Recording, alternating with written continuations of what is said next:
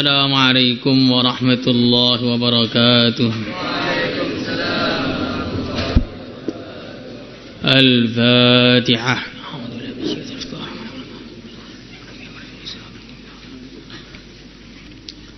Sawabu man adkhala ala muslimin sururan 1537 1538. Biasanya beda 3 hadis. Dalam kitab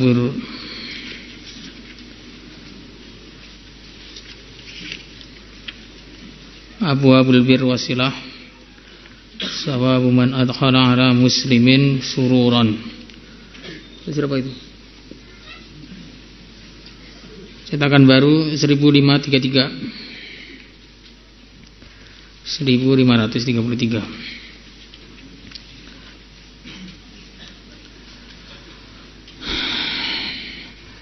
Bismillahirrahmanirrahim. Sawabu man adkhala ala muslimin surura.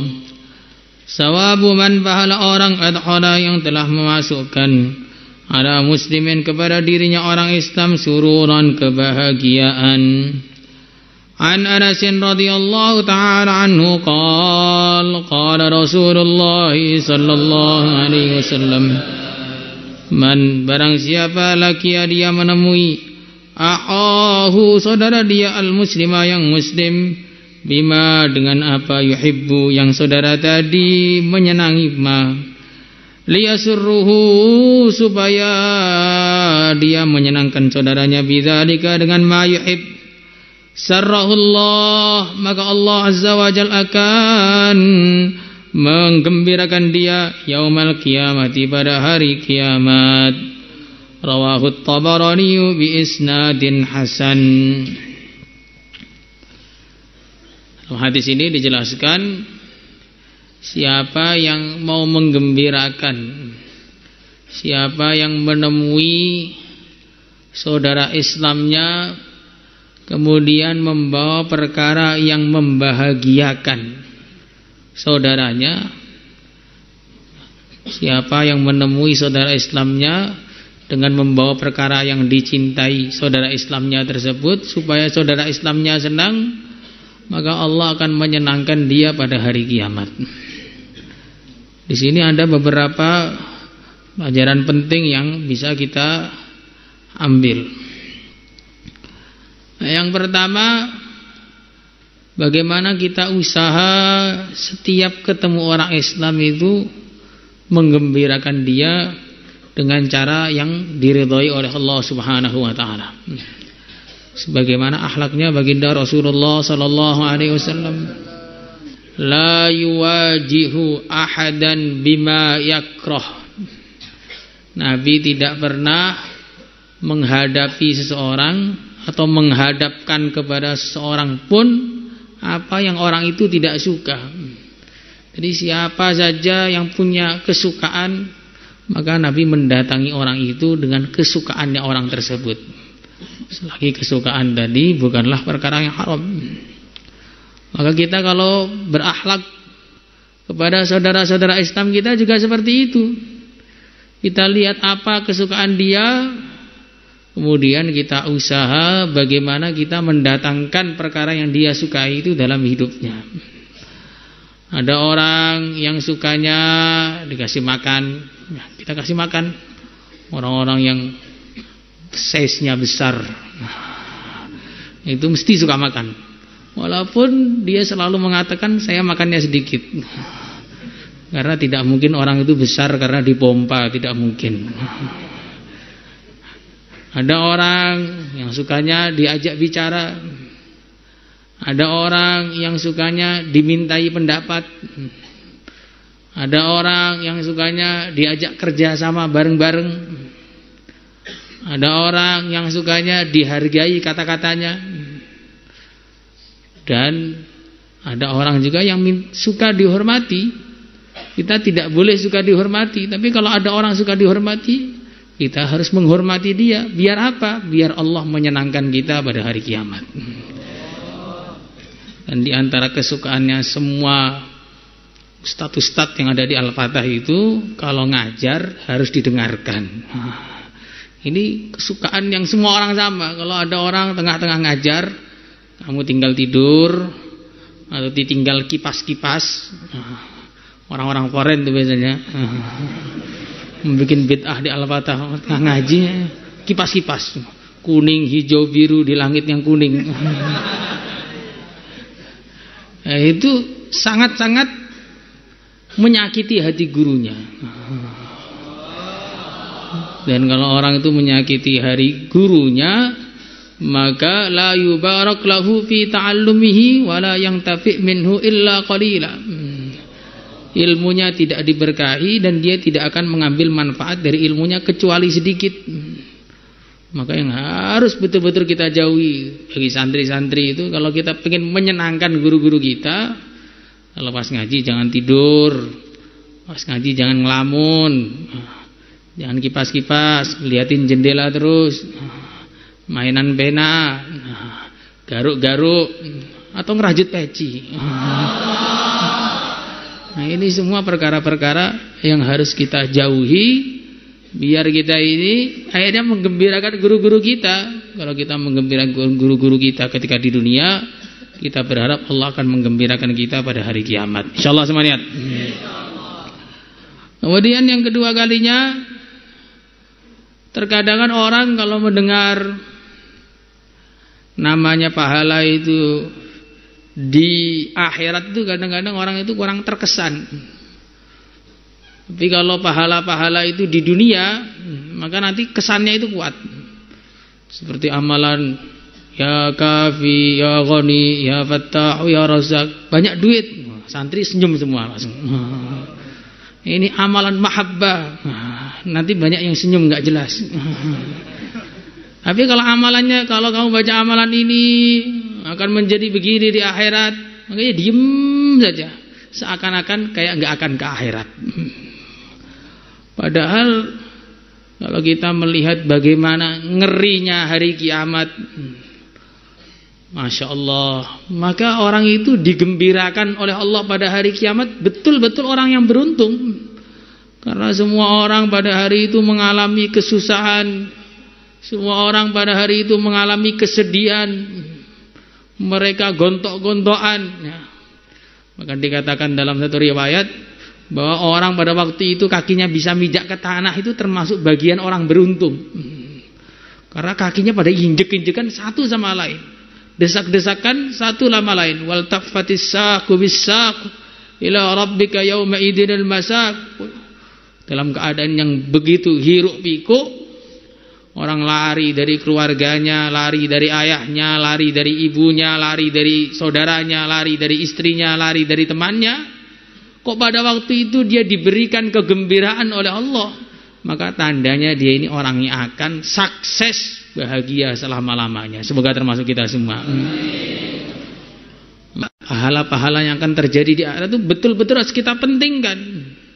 Kita sering dengar hadis, man nafasa an ahi kurbatan min kurabid dunya nafasallahu anhu kurbatan min kurabi yaumil qiyamah wa man satara aurat ahihi fid dunya satarahullahu yaumal qiyamah.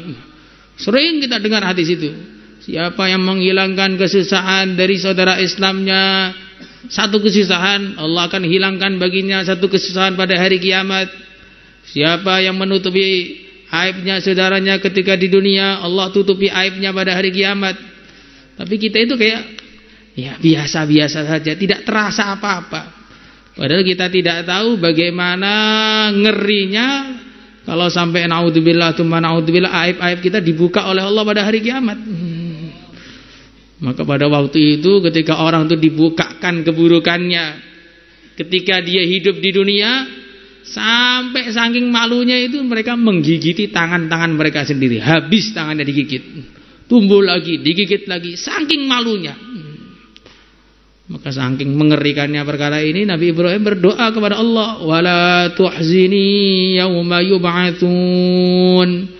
Ya Allah, janganlah engkau mempermalukan aku, menghinakan aku pada hari manusia-manusia dibangkitkan. Nah, selain doa juga ada usaha, juga ada amal maksudnya. Usaha itu maksudnya amal. Apa amalannya? Ya, amalannya kita menggembirakan saudara Islam kita. Amalannya kita menghilangkan kesusahan dari mereka. Amalannya kita menutupi aib teman-teman kita. Bukan kalau tahu aibnya orang itu kemudian langsung bergembira. Oh, ini toh kelemahan kamu ini. Ini banyak orang sekarang ini katanya ahli agama. Nah, katanya ngajinya bertahun-tahun, tapi kalau melihat saudaranya salah itu gembiranya bukan main. Ini akan saya bunuh karakternya. Kan saya permalukan dia di hadapan manusia. Oh, bukan seperti itu. Ini namanya orang enggak berakhlak. Orang seperti ini kalau tidak tobat akan dibongkar aibnya pada hari kiamat. Semoga Allah lindungi kita semua. Wa kharraja at-Tabarani bi isnadihi an Umar radhiyallahu anhu marfu'an afdalul a'mal idkhalus sururi 'alal mu'min kasawta 'auratahu aw ashba'ta jaw'atahu aw qadaita lahu hajatahu. Afdalul a'mali termasuk seutama-utamanya amal idkhalus sururi memasukkan kebahagiaan 'alal mu'min atas orang mukmin. Kasawta 'auratahu engkau menutupi auratnya. Maksudnya yang dia tidak punya pakaian kamu kasih pakaian. Au asba'ta jaw'atahu atau engkau mengenyangkan kelaparannya. Au qadaita lahu hajatahu atau engkau menunaikan baginya hajatnya. Ini seperti yang di atas tadi, bima yuhib. Orang itu memberikan kepada yang sesuai. Kalau orang kelaparan kita kasih makanan. Orang tidak punya pakaian kita kasih pakaian. Orang butuh bantuan kita bantu. Itu namanya orang pintar. Yang orang lagi lapar malah dikasih pakaian. Orang lagi telanjang dikasih makanan. Ini orang butuh bantuan malah buat guyonan. Oh, kamu lagi capek ya? Lagi sakit, mau beli bubur? Iya, ya beli sendiri. Ini namanya orang kurang hajar kalau seperti ini. Kadang-kadang anak-anak itu kalau masih muda itu banyak usil. Kalau masih muda, sayangnya banyak orang tua yang juga usil. Ini yang repot nih yang seperti ini. Makanya kita sesuaikan bantuan kita, perbuatan baik kita kepada saudara-saudara kita itu sesuai dengan kebutuhannya. Sehingga akhirnya kita menggembirakan dia dan kita insya Allah akan digembirakan oleh Allah di dunia dan di akhirat. Kenapa saya tambahin di dunia? Karena kalau di akhirat saja digembirakan, apalagi di dunia. Itu namanya amalan agama itu seperti itu. Amalan agama itu di akhirat bermanfaat, di dunia juga bermanfaat. Kadang-kadang sebagian orang itu salah paham, dikira itu manfaatnya amal agama hanya di akhirat saja. Tidak. Manfaatnya amal itu di dunia juga di akhirat. Nah, kalau amalan kita itu tidak bisa menyelesaikan masalah kita di dunia yang kecil, bagaimana amalan kita bisa menyelesaikan masalah kita di akhirat? Kalau dibalik, kalau masalah-masalah besar di akhirat saja bisa selesai dengan amal, bagaimana dengan masalah-masalah kecil di dunia? Maka agama itu manfaat dunia akhirat. Kalau orang menganggap agama itu manfaatnya akhirat saja, salah kaprah. Kenapa? Berarti seakan-akan dia merasa, seakan-akan dia merasa bahwa Allah itu kuasanya di akhirat saja. Allah itu kuasa di dunia, juga Allah kuasa di akhirat. Maka kalau kita pengen sukses di dunia, sukses di akhirat, ya taatlah kepada Allah ketika di dunia. Allah akan tolong kita di dunia dan di akhirat. Kadang-kadang orang mengaji baru sebentar, setahun, banyak santri-santri baru ngaji 1 pekan, bukan setahun.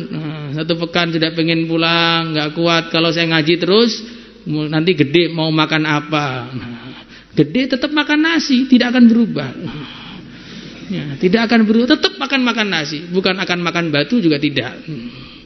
Tapi kadang-kadang nasinya itu lauknya campur dagingnya manusia kalau ahli gibah. Kadang-kadang yang suka gibah itu begitu, sambil makan ketika lauknya cuma tempe, dia kurang puas, kok tempe saja, tambah lauk daging temannya. Maka santri-santri baru semua ini harus diketahui bahwa amal agama ngaji itu akan bermanfaat untuk kita di dunia dan di akhirat. Maka kita harus sabar-sabar dalam amal agama semuanya, insyaallah.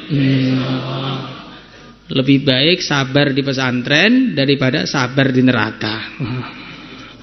Dikatakan dalam Al-Quran, isbiru aw la tasbiru sawa'un alaikum innama tujzauna ma kuntum ta'malun. Orang-orang yang di neraka dikatakan, sekarang kamu di sini mau sabar atau enggak sabar sama saja. Ya Allah, kami di neraka ini enggak kuat. Kamu tetap di situ. Ya Allah, sekarang kami mau sabar, ya tetap di situ. Lah daripada kita itu sabar-sabar di api neraka yang enggak ada gunanya, bukanlah lebih baik sabar di Al-Fatah 10 tahun. Disempurnakan ngaji 10 tahun, bukan kelas 8 kabur. Ini banyak yang baru wisuda ini langsung mau kabur, nggak kuat. Ini sekarang banyak peraturan-peraturan baru di pusat. Lalu justru peraturan-peraturan baru itulah yang akan menggeret kita ke surga. Dikatakan dalam satu hadis, ajiballahu min qaumin yadkhulunal jannata bis-salasil. Allah sangat ridho kepada orang yang masuk surga dengan diseret rantai. Loh, kalau masuk surga kok diseret gimana? Maksudnya dulu amal agamanya dipaksa, kemudian mau, akhirnya masuk surga. Maka peraturan-peraturan baru itu artinya memaksa kita untuk masuk surga. Ini keluar gerbang saja tidak boleh. Maksudnya nggak boleh keluar gerbang, karena keluar gerbang kalau keterusan bisa keluar saya masuk neraka. Itu maksudnya begitu, harus paham, jangan malah cemberut. Terutama yang sudah tua-tua itu.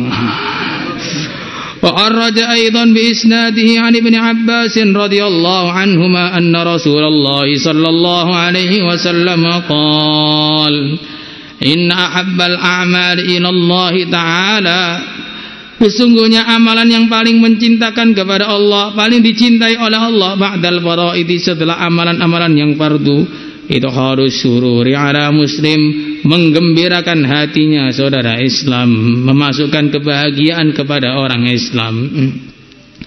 Dalam hadis ini jelaskan termasuk amalan yang paling dicintai Allah setelah perkara-perkara yang fardu adalah menggembirakan orang Islam. Semua amal kita itu tujuannya satu saja, meridhakan Allah, biar Allah cinta kepada kita. Nah, ini dijelaskan di antara cara biar Allah cinta kepada kita, setelah kita mengerjakan perkara-perkara yang fardu, sholat 5 waktu, ngaji, itu juga fardu bagi santri, thalabul ilmi fardhah ala kulli muslim. Ngaji, mengerjakan perkara-perkara yang fardu, bayar muamalah. Itu perkara fardu juga, masa makan tiap hari ngutang terus. Umpamanya ya. Maka setelah kita menunaikan perkara-perkara yang fardu, maka di antara amalan yang paling mendatangkan cintanya Allah Subhanahu wa taala kepada kita adalah menggembirakan hatinya orang Islam. Maka kalau kita ini pengen dicintai oleh Allah, gembirakanlah hati saudara Islam kamu semuanya tanpa terkecuali. Insyaallah semua niat. Salatullah salam